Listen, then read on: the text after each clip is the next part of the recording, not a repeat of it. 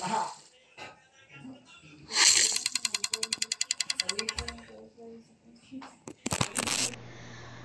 pagpili sa matarong sa lisod nga kahimtang nagpakita sa tinud-anay nga pagkatawo, matud pa ni John Wooden. Madungog nato sa atong dokumentaryo ang tinuod nga kasinatian sa mga tawo bahin sa integridad, pagpakabana, pagkamay tulubagon, respeto, pagpasalamat ug pasensya. Mga kinaiya nga naghulma sa atong kinabuhi. Paminawa ang ilang mga storya, huna-hunaa ang ilang mga desisyon, o kuhaang pagtulunan nga makapalig-on sa atong pagkatawo. Andam na baka nga pilion ang matarong bisan sa kalisod? In front of me is Sir Novemius Algi Salas, hello, who works in BPO. So, na quick question, sir. Naka-experience ba ka kanang tagaan ka o sobrang sukli or beneficial sa imong kumpanya? Sa among sweldo, kada kuha na sometimes sa akong sweldo. Kada kuha, sobra sa sweldo. Na, mas may gipuhat mo, sir, kanang imo bang giuli or imo lagi gift? Wala ra ko ni report nga sobra, nalipay na sad ko kay Gracia. So, wala na ning sulti nga sobra ni sir nga na asa may gibuhat sa kumpanya?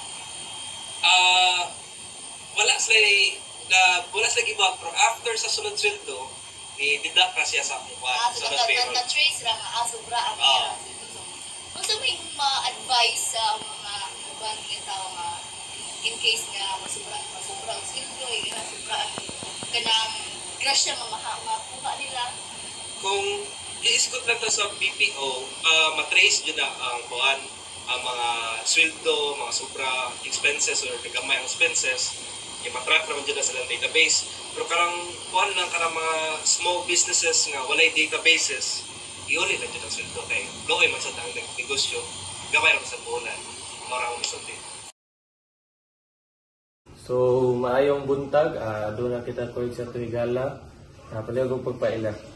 Mayong buntag sa tanan, ako si Mika Angela Aliban and I'm 23 years old and I currently work in a BPO industry dira lang sa may Cebu Business Park. So, first question. So, nakatabang na ba ka sa usa ka tawo nga klaro nga nagkahinanglan og tabang? Unsa ang nakapadasig nimo sa pagtabang? Siyempre, naman dyan tayo mga instances nga makabantay ta nga na dyan mga tao nga manginahanglan og tabang. Of course, in our own little ways, mutabang sad ta. And sa nakapamotivate na ko nga mutabang sa katong mga tao nga akong nakita nga nanginahanglan og tabang. Of course, more like gikan na sa ako ang ability nga mo empathize and mo care. So, second question. So, sa imong tan-aw, nganong adunay uban nga magduha-duha sa pagtabang sa uban nga nagkahinanglan? Para nako naiuban magduwa og tabang tungod siguro kay let's say kuwangan ilang resources. Of course, maka-think sad ka nga enough ba ning resources for myself. So natay like tendency sad nga ma-selfish usahay at some point or nalang jay usahay nga dili gud ta we don't have the privilege to care because kita mismo kay nanginahanglan sad ta og kanang resources. So more like kung asa mo way more, let's say if na kay ability nga mo care for others or let's say naay uban nga for survival, naay point nga dili sila makatabang. So like kanang tendency nga ma-selfish ta usahay. So, unsa imong ikatambag sa mga gusto nga makaton og mahimong mas magbinuotan or mas mabinantayon o mabuutan sa uban?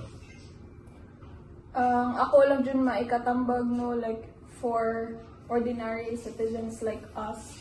Kay siguro, tanaw-tanaw lang dyan, like bantay-bantay lang, be more observant, be more sensitive, and of course, be more aware. So how to do this, nga ma-aware ka, ma-sensitive, and ma-observant is of course, imo na naon nga dili ra ang kalibutan nag-revolve around you. Walang siguro na like mo stem siya sa pinaka center point of everything nga nagud kay like you have the care nga mo sabot.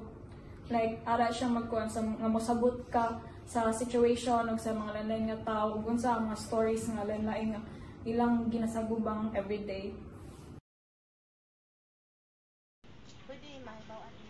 Ako dahil si Vincent James E.R. Meon. Base sa imong na-experience, so have you ever invested in respect? So have you ever seen someone with street worker or observing? How did you react? Yes, kaya na-shock sa ko kay kita na ko kay nagdaog siya kay ang rason sa niya nagdaog siya ato is kanang hindi kayo siya makaton like kanang dali ra kayo ang trabaho nga dali ra kayo tutudlo for hindi kayo siya pikaton once nga sa trabahoan once hindi ka ila ka kanang dibakon or something nga wala ka sa respect nimo pero kung magatubang sila nimo nara sa respect so, patago lang sila tungod lang pud sa hinay nga kanang The way mo kami.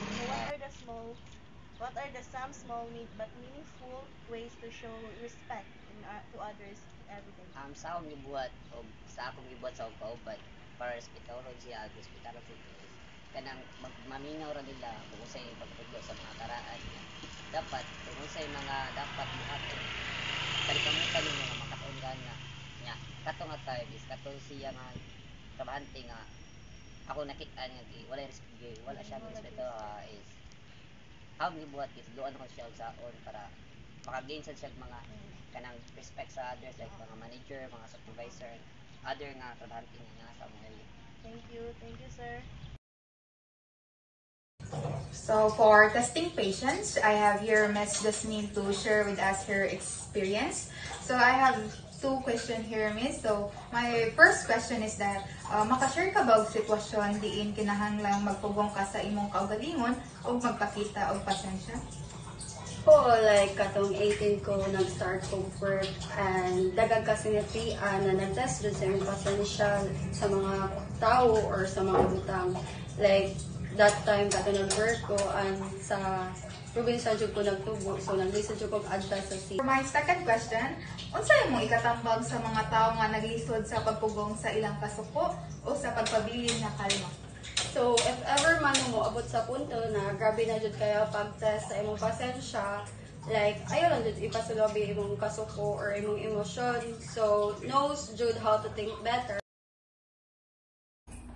Nakadawat na ba ka og butang nga nawala sa lain? Yun sa nimo kini pagdumala.